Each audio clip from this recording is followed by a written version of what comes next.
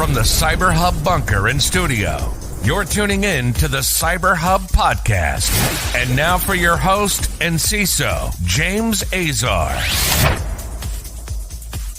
Well, good morning, security gang, and welcome to another episode of the CyberHub Podcast. It's Tuesday, August 22nd, 2023. We've got a packed show for all of y'all this morning, live on the road. Again, just the nature of the beast of traveling, right? And the beauty of technology of being able to have a mobile studio. So with that being said, though, good morning to everyone tuning in. We're live on Facebook, LinkedIn, YouTube, Twitter, Twitch, and Rumble. Good morning to everyone here that's with us. We've got a busy show today, really busy. Again, it's really early where I'm at. I'm on the West Coast. It's 6 a.m. Not a lot of coffee shops are open at 6 to make an espresso, and I've got a Keurig in my room for some godforsaken reason.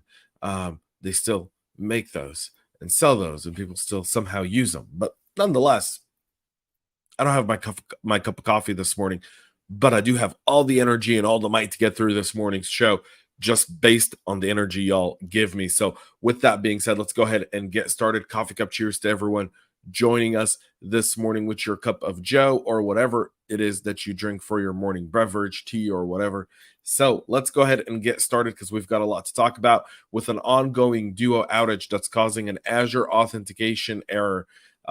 So Cisco-owned MFA provider Duo Security is investigating an ongoing outage that's been causing authentication failures and errors that started roughly around 3 hours ago. The outage also led to core authentication services issues across multiple Duo servers, triggering Azure Auth authentication errors for Azure conditional access integration and a system-wide outage. While the Azure Auth issue is auto-resolved, customers are still reporting experiencing problems, including authentication slowness and failures when logging in. Some users also see a system under heavy load. Please wait a few minutes and try again error. Duo for their end said they're currently investigating the authentication errors on Duo 1 and are working to correct the issue as soon as possible. The company said an incident report was filed about 3 hours ago when this story first came out. As of yesterday, about 9 hours after the outage, they said that the issue was resolved. So with that being said, there's that. Australia's Energy One is reporting a cyber attack. A statement issued yesterday, the company said an incident was detected on August 18th. It impacted some corporate systems in Australia and the UK. As part of its work to ensure customer security, Energy One has disabled some links between its corporate and customer-facing systems. Energy One is also investigating the incident in an attempt to determine whether PII or customer-facing systems had been impacted. The company is also working to determine how the attackers gained entry into their environment. While the firm has not shared a lot of details about the attack, its statement suggests that they may have been targeted for a ransomware attack, which is fairly common now against the energy sector. A recent British threat intelligence company, Searchlight Cyber, showed that threat actors have been offering initial access into the energy sector, priced anywhere from $20 to $2,500. So more on this as becomes available. Japanese watchmaker Seiko is breached by the BlackCat ransomware gang as it was added to the extortion site, with BlackCat claiming responsibility for a cyber attack that was disclosed by the Japanese firm earlier this month. One of the world's largest and most historic watchmakers with roughly 12,000 employees and an annual revenue of $1.6 billion. On August 10th, the company published a notice of a data breach informing that unauthorized third party gained access to at least part of its IT infrastructure and access or exfiltrated data.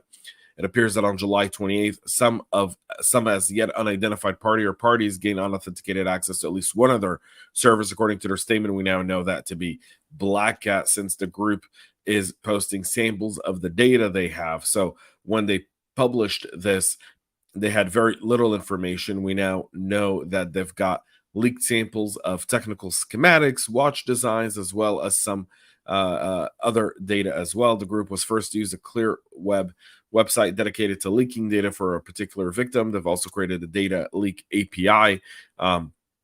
So researchers at Curated Intel told Bleeping Computer that the initial access broker was selling access to Japanese manufacturing company on July 27th, one day before they were initially accessed, which goes on for your threat intel program. You really want to start monitoring who's selling initial access. If it seems like it even remotely fits you, I would at that moment do a complete password reset in the org, especially around admin credentials, at least, and then maybe do a quick access review. That's got to be part of your threat intel program now as a practitioner. CISA is warning organizations that a new ColdFusion vulnerability patched earlier this year is being exploited in attacks. The CVE in question is 2023-26359er, and it was added by CISA on Monday to its CAV catalog, the known exploited vulnerabilities. These types of vulnerabilities are frequent attack vectors for malicious cyber actors that pose significant risks to the federal enterprise. Adobe, which fixed the vulnerability as part of its March 2023 Patch Tuesday update, has described it as a critical data deserialization issue that can be exploited for arbitrary code execution. CISA has instructed government organizations to address the vulnerability by September 11th. No pun intended there, y'all. Government agencies are required to resolve flaws added to the catalog per the binding operational directive 22-01, which focuses on reducing risk. No information appears to be available on the attacks exploiting this specific CVE, but adding it means that there's some sort of out in the wild exploitation there. And if you haven't patched your ColdFusion environment, you may want to do that as well. Ivanti can't seem to get out of the news with an additional newly actively exploited MobileIron Zeroday vulnerability. This one is impacting a critical Sentry API authentication bypass vulnerability, and it's being exploited in the wild. Ivanti Sentry functions as a gatekeeper for enterprise active sync servers like Exchange Server or backend resources such as SharePoint servers and MobileIron deployments.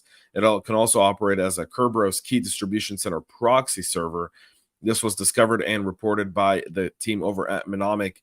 The critical vulnerability with CVE 2023-38035 enables unauthenticated attackers to gain access to sensitive admin portal configuration APIs exposed over port 8443 used by the MobileIron configuration service. This is possible after they bypass authentication controls by taking advantage of the insufficiently restrictive Apache HTTPD configuration. Successful exploitation allows them to change configuration, run system commands, or write files onto systems running Ivanti Sentry versions 9.18 and prior. Ivanti is advising admins not to expose MICs to the internet and restrict access to internal management networks. As of now, they're aware of only a limited numbers of customers impacted by this, but this goes on to the EPMM, MobileIron Cloud, and Neurons for MDM that are all not affected, but all had their own 0 days in very short recent memories. You don't need to have a memory of a fish to know that we've said the Ivanti name on the show this month way more times than we'd like to say that. Since April, state attackers have exploited 2 additional vulnerabilities within their EPMM, formerly known as MobileIron Core, which impacted the government of Norway, and that was CVE 2023-35078, and now 35081 was also an exploit there as well. So Ivanti can't seem to get out of their own way there. A Carter B attack is hitting Hong Kong organizations and other regions in China with a software supply chain target, in Asia.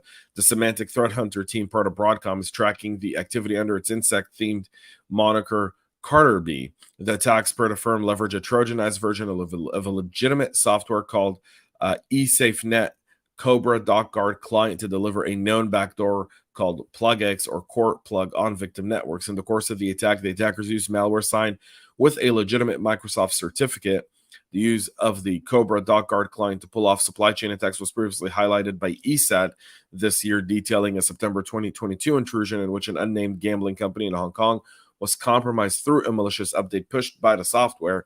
The same company said to have been infected before in September of 2021 as well, using the same technique of attack. This has been linked to a Chinese threat actor named Lucky Mouse, or APT27, also known as Emissary Panda.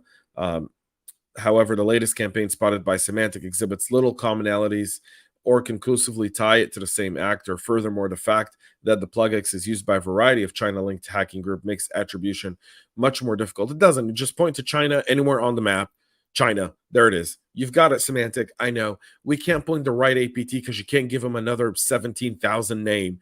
But we know this is a tool used by the Chinese targeting Hong Kong, a country that was once a democracy that they've since tried to turn into into some sort of CCP-controlled island. and really destroyed the economy and the freedom that the people there enjoyed, also violating their 99-year agreement with the Brits. But hey, who's counting how many violations China does? We can't point attribution here, folks. So that's what this is. This is one of those things that really kind of hits me. We know it's China. So say it's just China. How many? China's got all of these APTs. It could be any one of them. Could be any one of them. Any one of them. We don't know. But we know it's China. And our final story of this morning, folks, is the Ecuador National Election Agency saying cyber attacks caused absentee ballot voting issues in the country. Ecuador's national elections were on Sunday. They were marred by difficulties with voting online for citizens living abroad. Incidents that the country's election agency attributed to cyber attack originating from 7 different countries. On the day of the polls, absentee voters flooded social media to express their frustration at not being able to cast votes through an online system created by the government. About 120,000 Ecuadorians living outside the country were registered to vote in the election. Many of them were unable to access the voting system before polls closed. So there's that, and you can obviously see the kind of conversation there. The attacks were identified as coming from 7 countries, including India, Bangladesh, Pakistan, Russia, Ukraine, Indonesia, and China. In an interview with CNN Spanish language affiliate, Time said voters in Europe were especially impacted.